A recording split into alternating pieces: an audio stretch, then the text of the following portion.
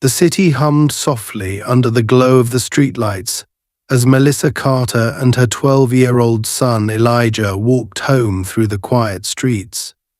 The air was cool, carrying the scent of damp grass and distant pine, a comforting contrast to the buzzing energy of the science fair they had just left. Melissa's heels clicked rhythmically against the pavement, while Elijah skipped beside her, clutching his newly won trophy tightly in his small hands. His victory in the regional science competition was no small feat. He had spent months perfecting his project, a homemade solar-powered irrigation system, and his hard work had finally paid off. The silver trophy gleamed in the dim light, a testament to his ingenuity and determination. Melissa glanced down at her son, her heart swelling with pride. Despite the challenges they faced as a black family in a predominantly white city, Elijah never let the weight of the world dull his brilliance or curiosity. He was a dreamer, a builder, and now officially a champion. Tonight was supposed to be a celebration, a brief respite from the pressures of daily life. "Can we stop at the corner store and get some ice cream, Mom?" Elijah asked, his voice full of excitement. Melissa smiled warmly. "You've earned it, kiddo. Let's make it a double scoop kind of night." They turned a corner onto a quieter street, one that cut through a small park often overlooked by the city's residents. The park, though unassuming, had its own charm. A lone swing set swayed gently in the breeze, and the faint croak of frogs echoed from the nearby pond. Melissa had always loved this shortcut. It reminded her of simpler times, of walks home from school with her own mother, who had instilled in her the same quiet resilience she now tried to pass on to Elijah. But tonight, something felt off. The park, usually tranquil and empty, wasn't entirely silent. Faint laughter and slurred voices carried through the air, cutting through the stillness like jagged glass. Melissa's steps slowed, her protective instincts kicking in. She scanned the park and quickly spotted the source of the noise, two police officers lounging near a bench under the faint glow of a flickering lamppost. Both men were visibly intoxicated, their uniforms rumpled and their voices louder than necessary for the quiet night. Melissa's stomach tightened. She had taught Elijah how to act around the police, how to be polite but not too talkative, how to keep his hands visible, and above all, how to stay calm. But none of those lessons could erase the anxiety she felt whenever she encountered law enforcement, especially late at night and in isolated places like this. "Stay close to me," she said softly, her tone firm but gentle. Elijah instinctively moved closer, his trophy still clutched tightly in his hand. As they walked past the officers, Melissa kept her head high but avoided making eye contact. She hoped they would pass unnoticed, that the men would be too drunk or too preoccupied to pay them any mind. But luck wasn't on their side. Hey, what's this?" One of the officers called out, his voice slurred but laced with mock authority. He staggered to his feet, brushing crumbs off his stained uniform. His name tag read Officer Darren Price. Beside him, his partner, Officer Joel Tanner, chuckled and took another swig from a flask he barely bothered to conceal. Melissa froze. Elijah's grip on her hand tightened, his knuckles white. "You two in a hurry or something?" Price continued, his words dripping with condescension. "Got somewhere important to be, huh?" "We're just heading home," Melissa said evenly, her voice calm but firm. "It's been a long day." Price took a step closer, his unsteady gait betraying just how drunk he was. His bloodshot eyes zeroed in on Elijah, and his expression twisted into a sneer. "Nice trophy, kid," he said, his tone mockingly sweet. "Where'd you steal it from?" Elijah stiffened, his wide eyes darting up to his mother for reassurance. Melissa put a protective arm around his shoulders, her jaw tightening. "He didn't steal it," she said, her voice still steady but edged with warning. He earned it. It's his. Tanner let out a low whistle, shaking his head as if he were deeply amused. What'd he do? Win a coloring contest.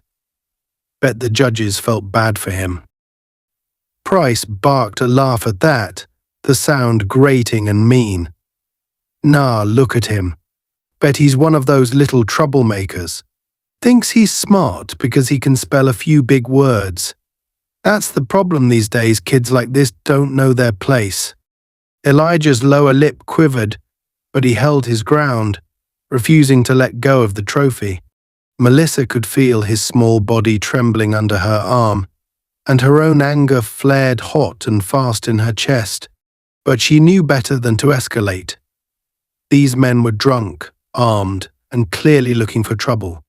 We don't want any problems, she said, her voice sharp and measured. We're just trying to get home. Price smirked, clearly enjoying her discomfort. No problems here, lady, just making conversation. You know, getting to know the fine folks of this neighborhood. He leaned in closer, his breath reeking of whiskey. Unless you're hiding something. You wouldn't be hiding something, would you? Melissa took a step back, her pulse pounding in her ears. We're not hiding anything, she said, keeping her voice steady. We just want to go home. But Price wasn't done. His eyes flicked back to Elijah, and his smirk widened into something cruel. Without warning, he reached out and snatched the trophy from the boy's hands. Hey! Elijah cried, his voice cracking with a mix of fear and indignation. Give it back. Price held the trophy up, examining it as though it were evidence in a crime. Real shiny, he mused, his tone mocking. Bet it'd look real nice on my mantel. What do you think, Tanner? Tanner laughed again, louder this time. Better than that crap your wife picked out. Give it back. Elijah shouted, his voice shaking. He took a step forward, his small fists clenched at his sides. Easy, kid, Price said, wagging a finger at him. You don't want to get yourself in trouble. Enough, Melissa said, her voice cutting through the tension like a whip. She stepped between Price and her son, her eyes blazing. Give it back, now. Price tilted his head, feigning contemplation. Then, with a sudden flick of his wrist, he threw the trophy to the ground. It shattered against the pavement, the metallic pieces scattering like shards of glass. Elijah let out a small, heartbroken gasp, and Melissa felt her fury rise like a tidal wave. But before she could respond, Price took another step forward, his face inches from hers. You're awfully brave for someone who doesn't know when to shut up, he said, his voice low and menacing. Melissa didn't flinch. She held his gaze, her voice steady and unyielding. And you're awfully drunk for someone wearing a badge. The tension crackled in the air like a live wire, and for a moment, no one moved. Then Tanner spoke, his tone half joking but with an edge of unease. Come on, Price. Let's not get carried away. It's just a kid. Price shot him a look but didn't respond. He turned back to Melissa and Elijah, his expression unreadable. You'd better get moving, he said finally, his voice hard. Before I change my mind. Melissa didn't need to be told twice. She took Elijah's hand, and they hurried away, the boy still trembling beside her. But as they walked, Melissa couldn't shake the feeling that this wasn't over, not by a long shot. Melissa and Elijah hurried down the darkened street, her mind racing. She kept glancing over her shoulder, her grip on Elijah's hand firm but trembling. She could feel his small hand shaking in hers, the events of the last few minutes etched clearly on his pale, terrified face. The shattered trophy weighed heavily in her heart, more than she thought possible.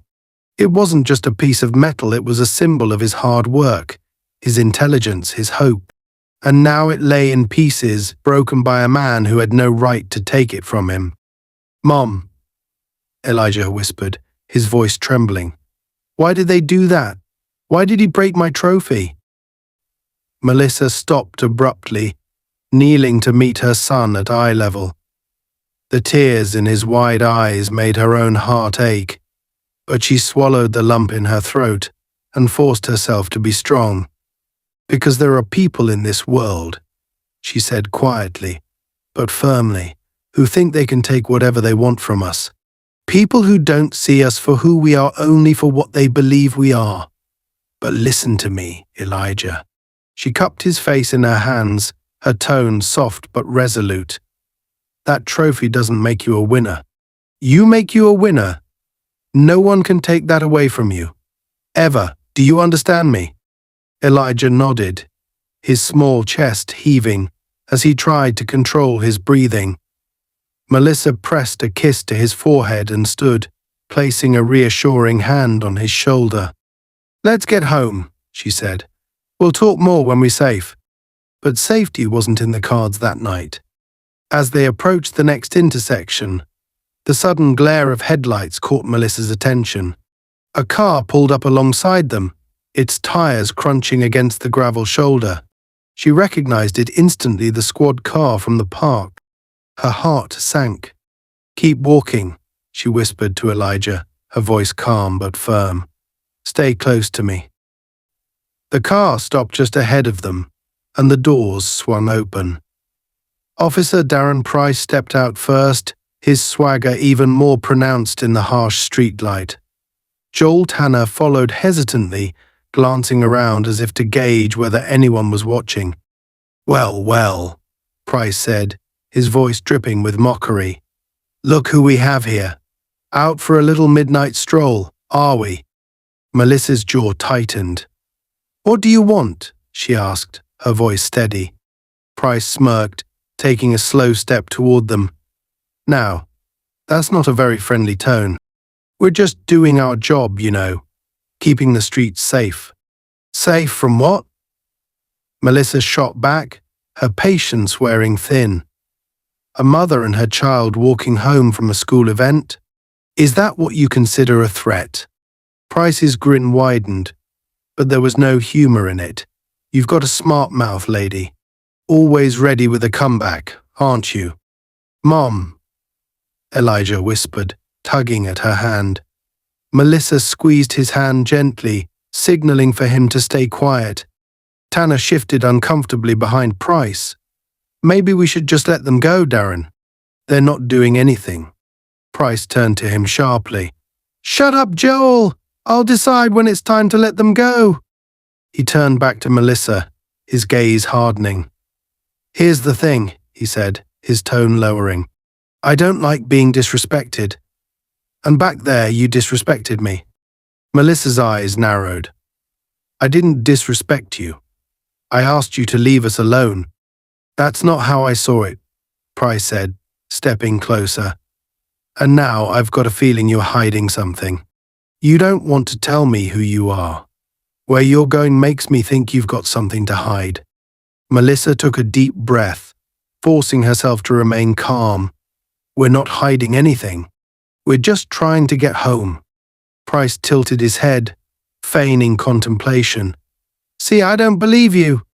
Without warning, he grabbed Melissa's purse off her shoulder and dumped its contents onto the sidewalk.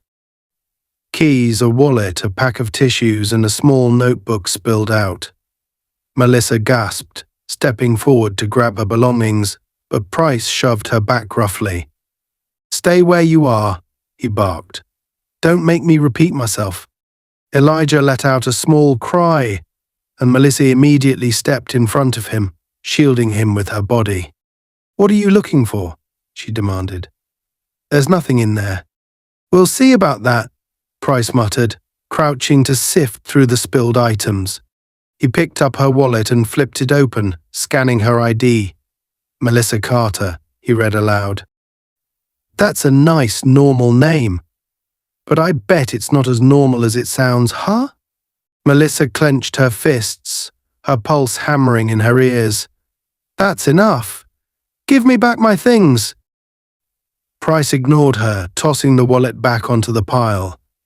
He stood and turned his attention to Elijah, who clutched his mother's hand tightly. What about you, kid?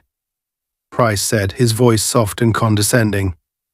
Got anything you want to tell me? Or are you gonna let Mommy do all the talking? Elijah shook his head quickly, his eyes wide with fear. Leave him alone, Melissa said sharply, stepping in front of her son again. But Price's gaze was fixed on the boy. What's in your pockets, huh? Maybe you're hiding something in there. He doesn't have anything, Melissa snapped. I wasn't asking you, Price retorted, his voice suddenly cold. He reached out as if to grab Elijah's arm, and Melissa reacted instinctively. Don't touch him, she shouted, pushing Price's hand away. The reaction was immediate and brutal. Price shoved Melissa backward with enough force to make her stumble, and Tanner rushed forward, grabbing Elijah by the arm. Mum, Elijah cried out, his voice high-pitched and panicked. Melissa regained her balance and lunged forward, trying to pull her son free, but Price blocked her path, his hand resting on the holster of his gun. Back off, he growled, his voice low and dangerous. Melissa froze, her chest heaving as she stared at him. The cold, unyielding look in his eyes sent a chill down her spine. You're making a mistake, she said, her voice trembling but resolute. This is harassment. You have no right. I'll decide what my rights are. Price cut her off. And right now I have the right to detain you both for suspicious activity. You're out of your mind, Melissa spat. Careful, Price warned, his smirk returning. You wouldn't want me to charge you with resisting arrest, would you? Tanner hesitated, his grip on Elijah's arm loosening slightly. Darren, maybe we should. I said, shut up, Joel. Price snapped, his voice echoing through the empty street. Elijah's frightened sobs filled the silence that followed. Melissa felt helpless, her mind racing for a way to de-escalate the situation. She needed to protect her son, but these men weren't playing by any rules she understood. And then, through the haze of panic, a new sound broke through the steady hum of a car approaching from behind. Melissa turned her head just enough to see headlights cutting through the darkness. Relief flooded her chest as she recognized the vehicle. It was a black SUV, sleek and unmistakable, and she knew exactly who was inside. Her husband, Marcus, had arrived. The black SUV slowed to a stop a few feet from the tense scene, its engine rumbling softly. The sight of the vehicle brought a flicker of hope to Melissa's chest, but she knew better than to let her guard down just yet. Marcus was here, and while his presence was a relief, it also meant the situation was about to shift dramatically. Marcus Carter didn't play games, and he wouldn't take kindly to seeing his wife and son in this position. Melissa glanced at Elijah, who was still trembling under Officer Tanner's grip. She squeezed his hand gently, trying to silently reassure him that help had arrived. Elijah's wide, tear-streaked eyes flickered toward the SUV, a mix of fear and hope playing across his young face. He didn't fully understand the extent of his father's resolve, but he trusted him. The driver's side door of the SUV opened with deliberate slowness, and Marcus stepped out. He was tall, broad-shouldered, and impeccably dressed in a dark, tailored suit. Even in the dim light, his presence was commanding, exuding an air of quiet authority that was impossible to ignore.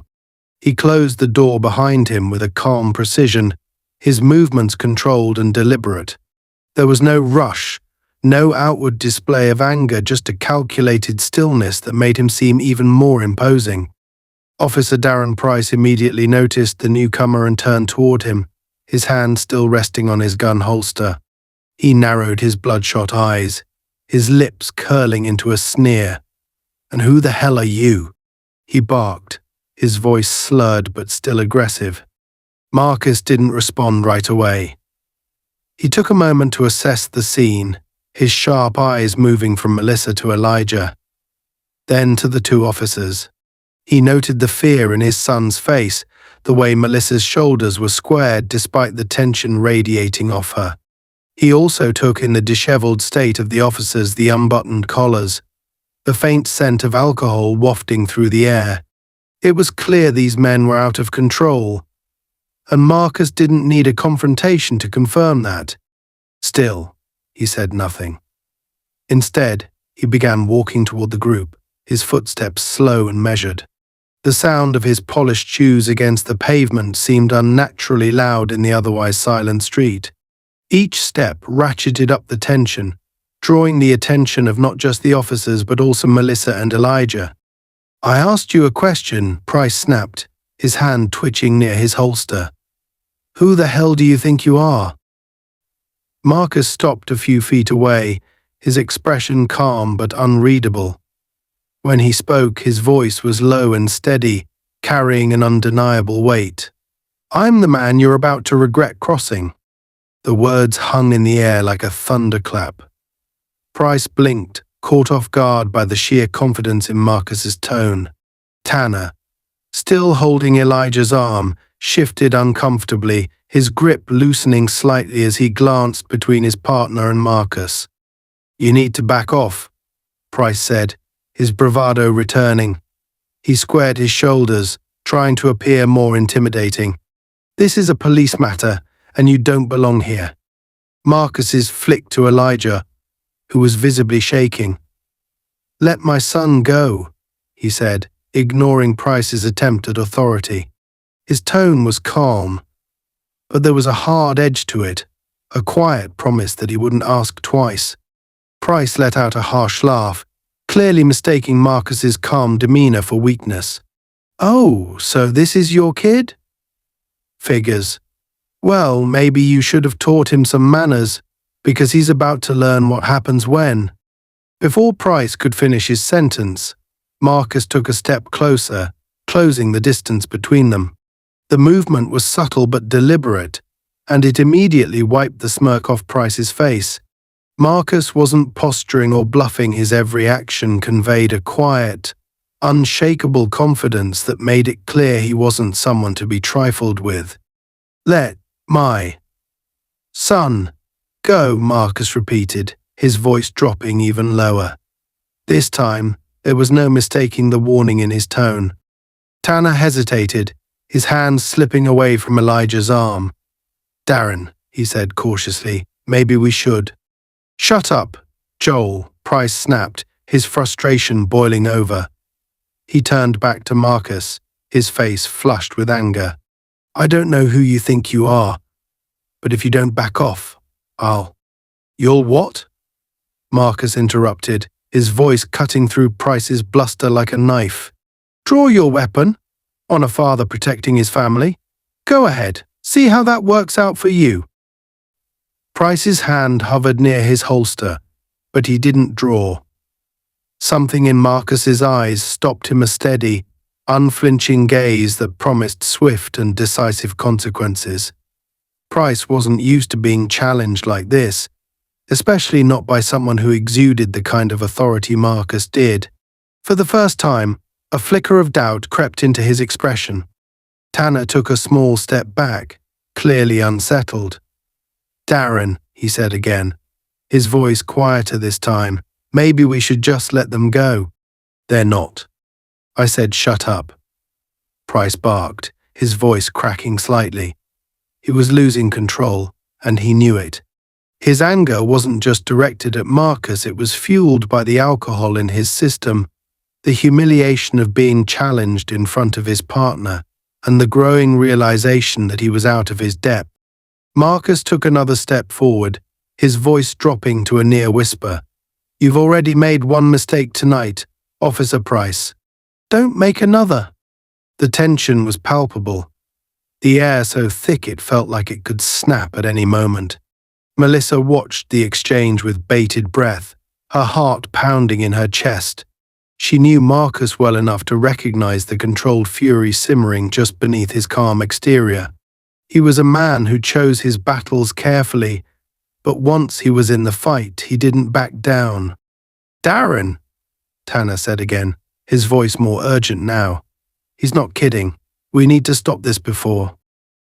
"Shut your mouth, Joel." Price roared, his face turning red.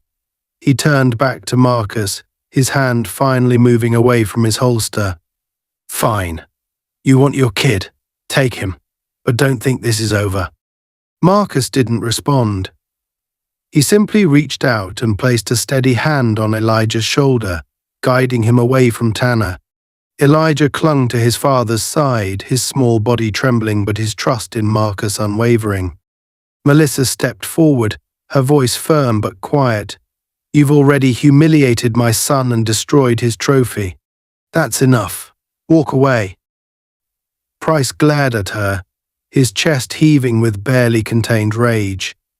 For a moment it looked like he might lash out again, but the presence of Marcus kept him in check. Tanner, meanwhile, took another step back, clearly wanting no part of whatever was about to happen next. Marcus turned to Melissa and Elijah, his voice calm but commanding. Get in the car. Melissa hesitated for a fraction of a second, her protective instincts urging her to stay by Marcus's side. But the look in his eyes told her everything she needed to know. He had this under control. Come on, Elijah, she said softly, guiding her son toward the SUV. Elijah glanced back at Marcus, worry still etched on his face, but he followed his mother without protest. Once they were safely inside the vehicle, Marcus turned back to the officers. He took a deep breath, his expression unreadable. This ends here, he said simply. You don't follow us. You don't escalate this. If I see you again tonight, we'll have a much bigger problem. Do you understand me? Price opened his mouth to respond, but whatever retort he had died on his lips. He nodded stiffly, his jaw clenched so tightly it looked like it might snap. Tanner avoided Marcus's gaze entirely, staring down at the ground instead. Marcus held their gaze for a moment longer, then turned and walked back to the SUV. He climbed into the driver's seat, his movements as calm and deliberate as ever. As he started the engine, he glanced in the rearview mirror, his sharp eyes still fixed on the two officers. They didn't move, their postures rigid and their expressions uncertain. Is it over? Elijah whispered from the back seat, his voice small and tentative. Marcus met his son's eyes in the mirror, his voice steady and reassuring. It's over, he said, but in his heart, he knew that wasn't entirely true. This was only the beginning. The SUV moved slowly down the dimly lit street, the silence inside thick and heavy. Marcus's knuckles tightened on the steering wheel as he stole a glance at Melissa and Elijah through the rearview mirror. Melissa sat with her arms protectively around their son, who was still trembling, his small hands clutching the remains of his broken trophy. The sight sent a pang of anger and sorrow through Marcus, but he kept his expression calm, his mind already working through the next steps. This wasn't over, not by a long shot. Are you okay, buddy? Marcus asked, his voice steady but gentle. Elijah didn't respond right away. He stared down at the shattered pieces of his trophy, his lip trembling. Finally, he mumbled, Why did they hate me? I didn't do anything. Melissa tightened her hold on him, kissing the top of his head. They don't hate you, Elijah. They don't even know you. But they acted like I was bad, he whispered. His voice broke, and he buried his face in his mother's shoulder. Why, Mom? Why? Melissa's throat tightened as she tried to find the words. Because some people see what they want to see, she said softly. They don't care about the truth. But that doesn't make it your fault. Do you hear me? None of this was your fault. Marcus's grip on the wheel tightened further, his knuckles white. He drew a deep breath and exhaled slowly, trying to suppress the rising tide of anger threatening to overtake him. He needed to stay focused, for Elijah's sake and Melissa's. Rage wouldn't solve anything, but it was clear that action was necessary. We're going to fix this, Marcus said, his voice low but firm. What happened tonight? It's not going to be ignored. Melissa looked over at him, her own anger barely restrained. "Marcus, they didn't just harass us, they put their hands on our son. They shattered his trophy." "And Price?" Her voice faltered as she remembered the cold look in the officer's eyes. "He wanted to escalate it. I could see it.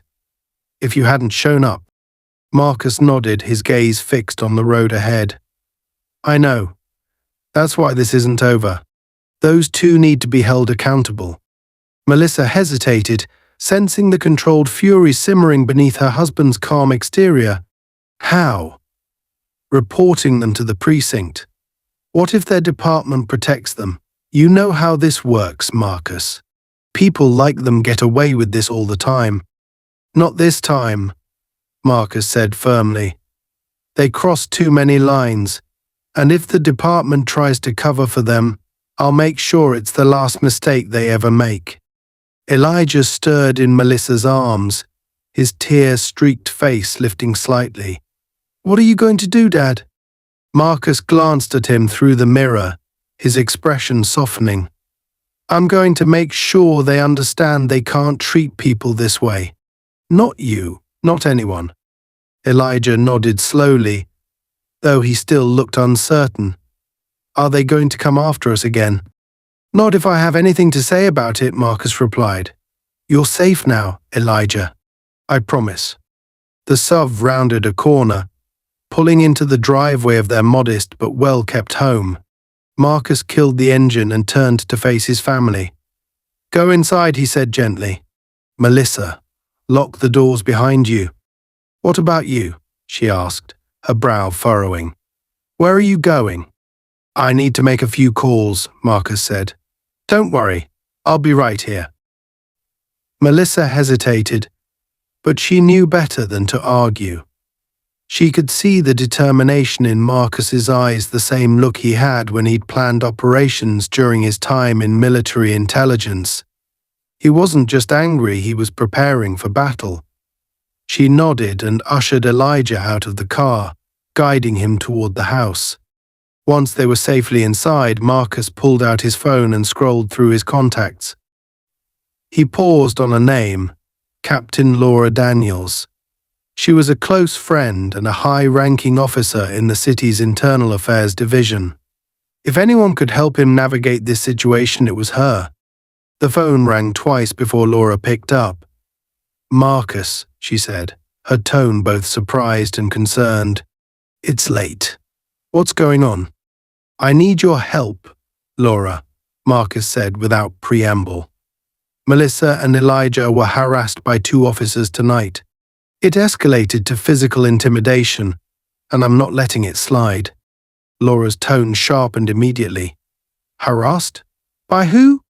Marcus described the events in detail: Price's drunken aggression, Tanner's hesitance, the trophy being smashed, and the way Price had tried to assert dominance over Melissa and Elijah. As he spoke, Laura listened intently, occasionally asking for clarification.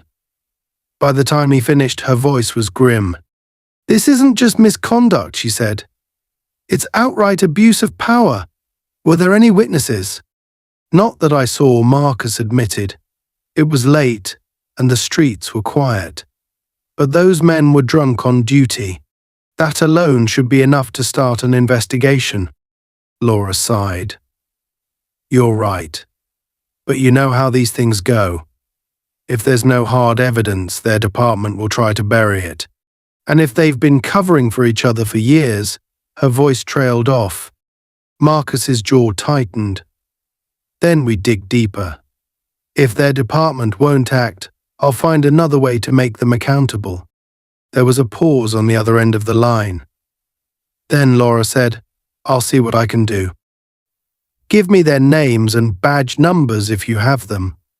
I'll start pulling records and see if there's a pattern of complaints. In the meantime, you need to document everything. Dates, times, details, everything you remember." "I've already started," Marcus said. "And Laura, be careful. These aren't just bad cops, they're reckless. Price in particular is dangerous." "Understood," Laura replied. "I'll call you as soon as I have something." Marcus ended the call and leaned back in his seat, his mind racing. He knew Laura would do everything she could, but this wasn't just about exposing two corrupt officers, it was about protecting his family from any potential retaliation. People like Price didn't take kindly to being challenged, especially by someone they saw as a threat. He closed his eyes for a moment, taking a deep breath to steady himself. Then he opened the car door and stepped out, heading toward the house.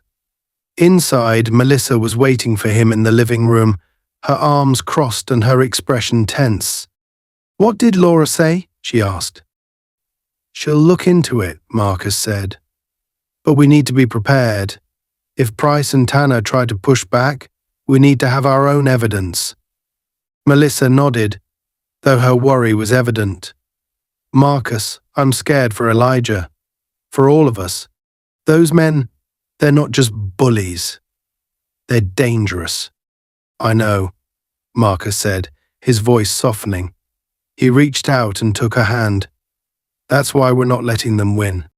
Elijah deserves to grow up in a world where people like Price don't get to decide who's worthy of respect." Melissa's eyes filled with tears, but she blinked them back and nodded. "Okay, what do we do next?" "We keep moving forward," Marcus said, "one step at a time. And we make sure they never forget tonight." The next morning dawned quietly, but inside the Carter household, the tension was palpable. Marcus sat at the kitchen table with a cup of coffee, his laptop open in front of him. On the screen were detailed notes he had been compiling since the incident last night, everything he could remember about the encounter with officers Price and Tanner. Melissa moved about the kitchen, fixing breakfast for Elijah, who was still unusually quiet after waking up. The boy sat at the table, staring at the cereal in his bowl but not eating. His trophy, now a shattered mess of metal and plastic, lay on the counter nearby. It was a painful reminder of what had happened, and Marcus hated that Elijah had to see it every time he walked past. "You don't have to keep that," Marcus said gently, nodding toward the broken trophy. "We'll get you a new one." Elijah shook his head. "It's not the same," he mumbled, his voice barely audible. Melissa placed a reassuring hand on her son's shoulder. "What matters is the work you put into it," she said softly. "The trophy is just a thing. What you achieved can't be taken away." But Elijah didn't respond. He just sat there, his small frame hunched over, looking smaller than Marcus had ever seen him. It broke Marcus's heart, but it also steeled his resolve. Last night wasn't just about a drunk cop trying to throw his weight around, it was about a system that allowed men like Price to abuse their power. Marcus wasn't going to let it go, not after seeing the damage it had done to his family. His phone buzzed on the table, pulling him from his thoughts. He glanced at the screen and saw it was a call from Laura. "Excuse me," he said to Melissa, stepping into the living room as he answered. "What do you have for me, Laura?" Her voice was brisk and professional, but there was an undertone of urgency. "You were right about Price. I've been digging into his record all morning. There's a pattern of complaints, mostly excessive force and misconduct, but nothing's ever stuck. His department's covered for him every time. And Tanner, he's new, barely 2 years on the force, but it looks like he's already picked up some of Price's bad habits." Marcus's jaw tightened. "What about last night? Is there any way to officially escalate this?" Laura hesitated. "Without video evidence or witnesses, it's your word against theirs. And given how Price's department has handled things in the past, they'll do everything they can to discredit you." "I figured as much," Marcus said, his voice low. "That's why I'm not going through their department. This needs to be bigger than them."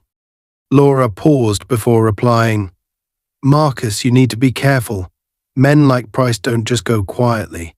If you push him too hard—" "He already crossed the line," Marcus cut her off. "He put his hands on my son. He threatened my wife. I'm not backing down. There was a moment of silence before Laura sighed. I know you won't. Just keep me in the loop. And if you need backup, call me. Thanks, Laura, Marcus said, ending the call. He stood there for a moment, his thoughts racing. If Price's department wasn't going to act, he needed to force their hand. But how? As he mulled over his next move, Melissa walked in, concern etched on her face. What did Laura say? Marcus filled her in, his tone clipped and focused. When he finished, Melissa crossed her arms, her brow furrowed. So, what do we do now? She asked. We build a case, Marcus said. If the department won't act, we'll go higher. But first I need to make sure Price knows he's not untouchable. Melissa raised an eyebrow. What do you mean? Marcus didn't answer right away. Instead, he grabbed his jacket and headed for the door. I'll be back soon. Lock the doors while I'm gone. Marcus, Melissa called after him, her voice tinged with worry. What are you planning? He paused, looking back at her. I'm just going to remind Price that actions have consequences. Marcus knew exactly where to find Officer Price. He had spent the better part of the morning researching the officer's patterns and habits. Price was a creature of routine, and one of those routines involved frequenting a particular diner on the outskirts of town. Marcus parked his SUV across the street from the diner and waited, his sharp eyes scanning the parking lot. It didn't take long for Price to appear. The officer's squad car pulled into the lot, and he stepped out, looking just as cocky and disheveled as he had the night before. Marcus watched as Price entered the diner, greeting the staff with a lazy wave as if he owned the place. Marcus waited a few minutes before following. When he walked into the diner, the warm scent of coffee and bacon greeted him, but he barely noticed. His focus was entirely on Price, who was seated in a booth near the back, nursing a cup of coffee and flipping through his phone. Marcus approached the booth calmly, his footsteps measured. Price looked up as he neared, his expression shifting from confusion to irritation. Can I help you? Price asked, his tone dripping with sarcasm. Marcus didn't sit. He stood over the booth, his towering presence making Price visibly uncomfortable. We need to talk. Price smirked, leaning back in his seat. Oh, it's you, the big hero from last night. I thought I told you to stay out of my way. Marcus's eyes narrowed, but his voice remained calm. What you told me doesn't matter. What matters is that you crossed a line. You put your hands on my son, you threatened my wife, and now you're going to answer for it. Price laughed, but there was an edge of nervousness to it. Answer for what? You've got nothing on me. No evidence, no witnesses. It's your word against mine. And let me tell you something you're not going to win. Marcus leaned in slightly, his voice dropping to a near whisper. You think you're untouchable because your department covers for you. But that's not going to save you this time. I've already started building a case, and when it's done, you're going to lose everything: your badge, your pension, your reputation. Price's smirk faltered for a split second before returning. Big talk for a guy who doesn't have a badge himself. Let me guess you're one of those vigilante types, huh? Think you're above the law? No, Marcus said coldly. I don't think I'm above the law. But I do know how to use it against people like you, and I don't need a badge to do it. Price's expression hardened. You don't scare me. I don't need to scare you, Marcus replied. I just need to make sure everyone knows who you really are. And trust me, by the time I'm done, you'll wish you'd never laid eyes on my family. Price leaned forward, his face inches from Marcus's. You'd better watch yourself, Carter. You don't know who you're messing with. Marcus straightened, his gaze unwavering. Neither do you.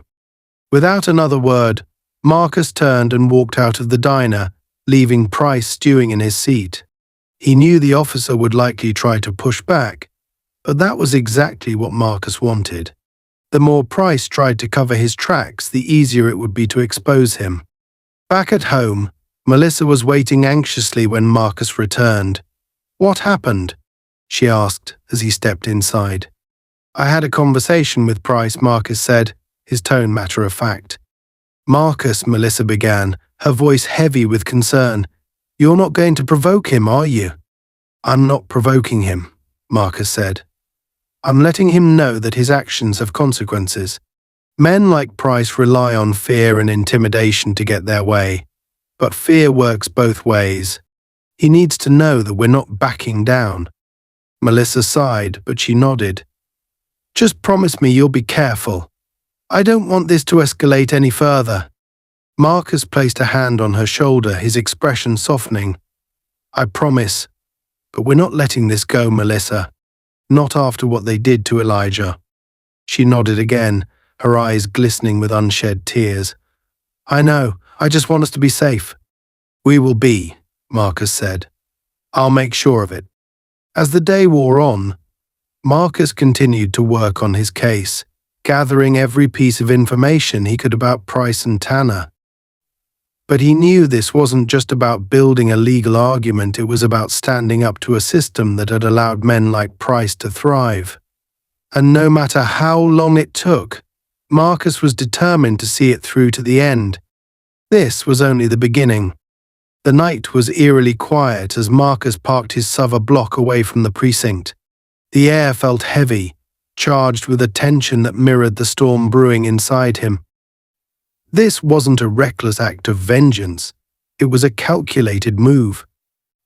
He had spent the last 24 hours gathering every piece of information he could, documenting every detail, every fraction, every piece of dirt on officers Darren Price and Joel Tanner. Tonight, it was time to put the pressure on and make sure the department could no longer ignore what had happened. Before leaving the house, Marcus had reassured Melissa that he wasn't doing anything dangerous. "I'm just going to make sure they know they're being watched," he had said. But deep down, he knew this confrontation would be anything but simple. Men like Price didn't respond to subtle warnings, they needed to be dismantled publicly, piece by piece. Inside the precinct, Price and Tanner sat in the locker room, their shifts winding down. Tanner was fidgeting nervously, his usual unease around Price now amplified by what had happened the night before. Price, meanwhile, seemed completely unfazed. He leaned back on a bench, tossing a baseball in the air and catching it lazily. "You're awfully quiet tonight, Joel," Price said with a smirk. "Don't tell me you're still thinking about that little family from last night." Tanner glanced at him but didn't respond. He had spent the entire day replaying the events in his mind, questioning everything, his actions, his silence, and the look on that boy's face as he'd gripped his shattered trophy. It wasn't sitting right with him, and Price's cocky demeanor wasn't helping. "Come on, man," Price continued, chuckling. "You've got to learn to let these things go. They're nobody. Just another mouthy woman and her bratty kid. Happens all the time." Tanner's jaw tightened, but he still said nothing. His silence only seemed to amuse Price further. "Relax, Joel," Price said, tossing the baseball into his locker and standing up. "You'll learn. Stick with me and I'll show you how this job really works." Before Tanner could respond, there was a knock at the locker room door.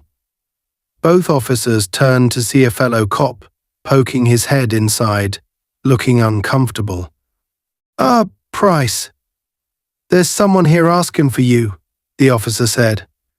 "Guy says his name is Marcus Carter." Price's smirk faltered for the briefest moment before returning, but his eyes hardened. "What the hell does he want?" The officer shrugged. He didn't say. "But, he's waiting in the lobby. Looks serious." Price exchanged a glance with Tanner, who looked even more uneasy now. Without another word, Price headed for the door, Tanner reluctantly following behind him. Marcus stood in the precinct lobby, his arms crossed, his stance firm. He didn't fidget or pace, he simply waited, his eyes fixed on the entrance to the hallway. Around him, officers moved about their business, some shooting him curious glances, others ignoring him altogether. But Marcus didn't care about them. He was here for one reason and one reason only. When Price and Tanner finally appeared, Marcus's gaze locked onto them, his expression unreadable.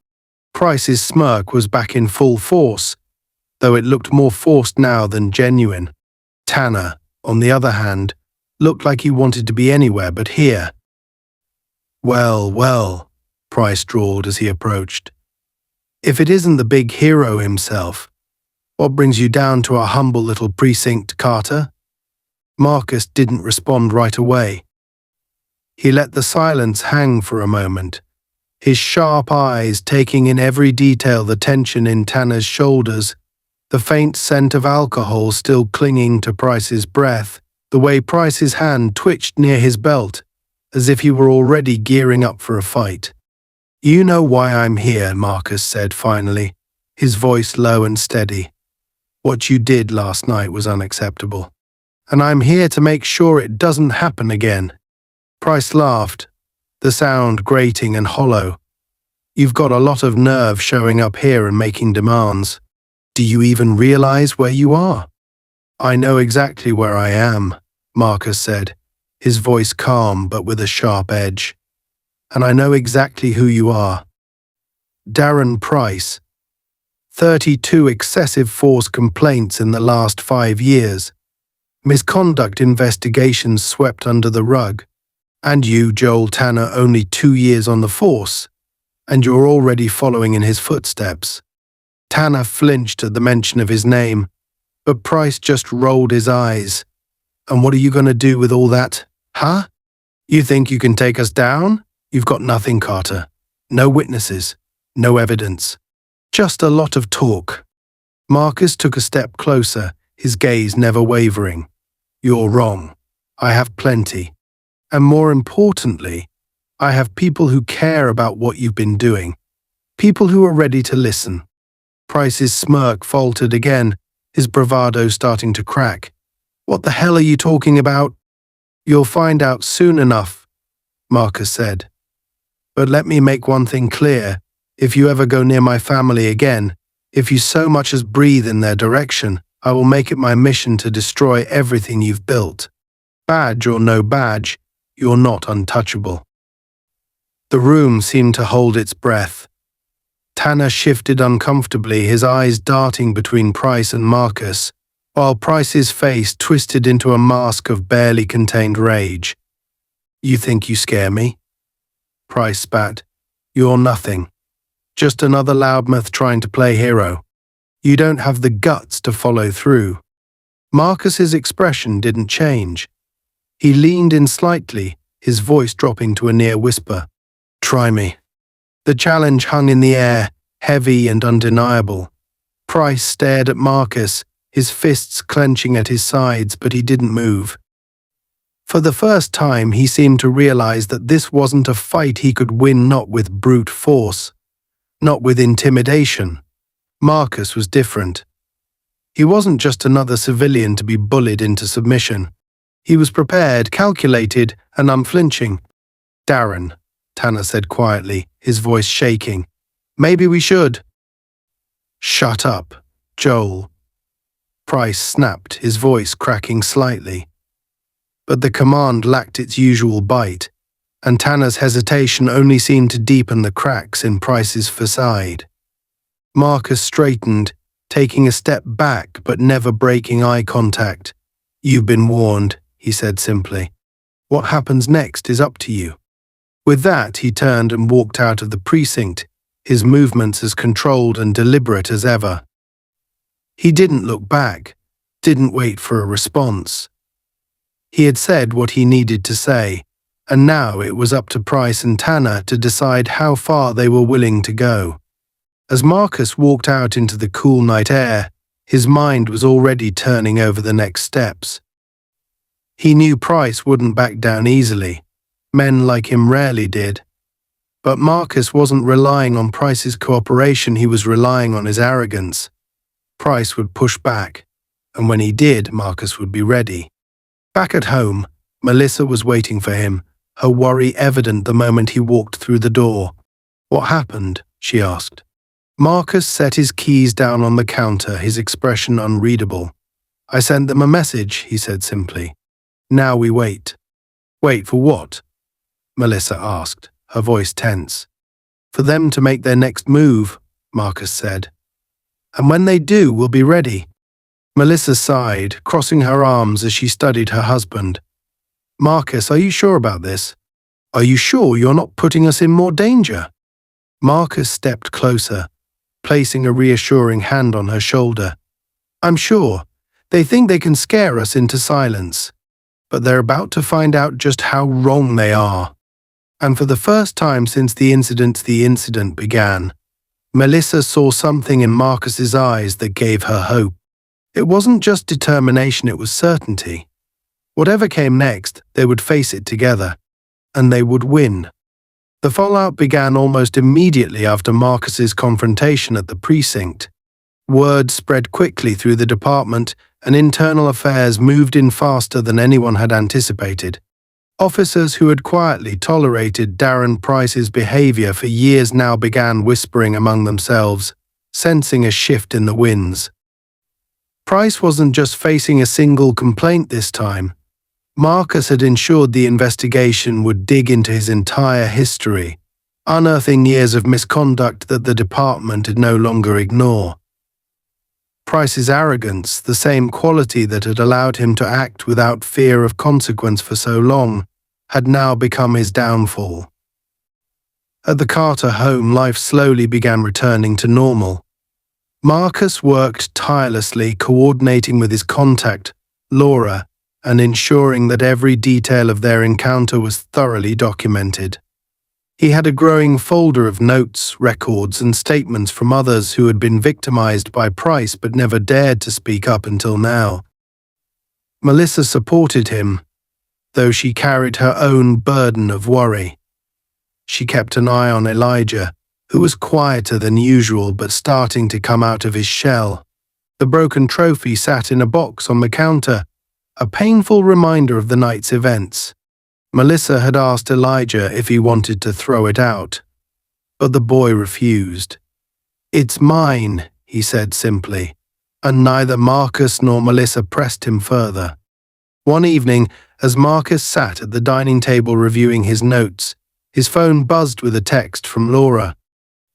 He picked it up, his sharp eyes scanning the message. "Tanner's talking. He's given us enough to proceed with a full case against Price. Iowa is going public soon. Get ready, this will hit the news in the next 24 hours. Marcus allowed himself a small smile of satisfaction. Tanner's cooperation was a crucial piece of the puzzle. The rookie officer had been reluctant to betray his partner at first, but under pressure from internal affairs and the weight of potential criminal charges, he had cracked. His testimony revealed a pattern of abuse, cover-ups, and an unchecked ego that had made Price believe he was invincible. Marcus walked into the kitchen, where Melissa was fixing a late-night snack. He showed her the text, and she read it carefully before looking up at him. "Does this mean it's over?" she asked, her voice tinged with both hope and caution. Marcus shook his head. "Not yet. This is the beginning of the end, but Price isn't the type to go quietly. We still need to be careful." Melissa nodded, though worry flickered in her eyes. "What about retaliation? You know he's going to blame us for this." Marcus placed a reassuring hand on her shoulder. "If he makes a move, he'll only dig himself a deeper hole. The best thing he can do is stay out of our way. And if he doesn't..." He didn't finish the sentence, but the weight of his unspoken words hung in the air. The next day brought the first signs of real vindication. Reports began appearing online and in local news outlets, detailing the investigation into Darren Price. Anonymous sources within the department leaked damning details of his past misconduct, and Tanner's testimony became a key piece of the narrative. Public outrage grew quickly, with calls for accountability flooding the precinct and City Hall. Melissa sat on the couch with Elijah, watching one of the news reports. The anchor described Price's long history of excessive force complaints and the department's failure to address them. Elijah looked up at his mother, his brow furrowed. "Will he go to jail?" Melissa hesitated. "I don't know, sweetheart. But he won't be able to hurt anyone else like he hurt us. That's what matters."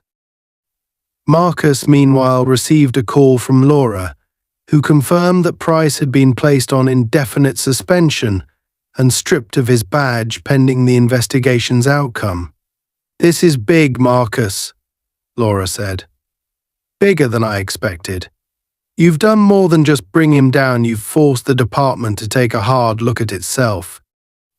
They're scrambling to clean house now." Marcus allowed himself a brief moment of satisfaction, but quickly shifted back to his usual focus. "Good. But make sure they don't use him as a scapegoat to protect the rest of their failures. This needs to be more than just about Price." Laura promised to keep him updated and hung up, leaving Marcus to process the enormity of what they had achieved. That evening, the family gathered in the living room, the tension of the past few days slowly beginning to lift. Elijah sat cross-legged on the floor with a small chess set, one that Melissa had found in storage. He looked up at Marcus and grinned. "Want to play, Dad?" Marcus smiled back, setting aside his phone. "You think you can beat me this time?" Elijah nodded confidently, and the two began their game. Melissa watched from the couch, a faint smile tugging at her lips. For the first time in what felt like forever, she saw a spark of joy returning to her son's eyes. Midway through the game, Elijah paused, his hand hovering over a piece. He looked up at Marcus, his voice soft but sincere. "Thanks, Dad, for standing up for me." Marcus reached across the board and tousled his son's hair. "Always, buddy. That's what family does, we look out for each other." Elijah nodded, his confidence growing. Melissa leaned back on the couch, her heart swelling with pride and relief. The fight wasn't over, but for the first time she felt like they could finally breathe. The next morning, Marcus received another text from Laura. "Price is threatening legal action, but it's a bluff. He's got no ground to stand on. The case against him is airtight. Tanner's testimony sealed it." Marcus showed the message to Melissa, who read it carefully. "So, it's really over?" she asked. Marcus nodded. "For now, he might try to stir up trouble, but it won't go anywhere. He's finished." That evening, as the sun dipped below the horizon, Marcus and Melissa sat on the porch, watching Elijah shoot hoops in the driveway. The rhythmic sound of the ball hitting the pavement was soothing, a reminder that life was beginning to return to normal. Melissa reached for Marcus's hand, intertwining her fingers with his. "You did it," she said quietly. Marcus shook his head. "We did it. Together." Melissa smiled, leaning her head against his shoulder. "Elijah's lucky to have you as his dad," she said. Marcus watched his son sink another perfect shot, a small smile playing on his lips. "He's the brave one," he said. "We just gave him the space to show it." Elijah turned to them, his face glowing with pride. "Did you see that?" he called out. Marcus and Melissa both laughed, applauding his shot. For the first time in days, the Carters felt a sense of peace. The fight had tested them, but it hadn't broken them. Together they had stood up to injustice and reclaimed their sense of safety. The road ahead was still uncertain, but one thing was clear: they were stronger than ever, and they would face whatever came next as a family.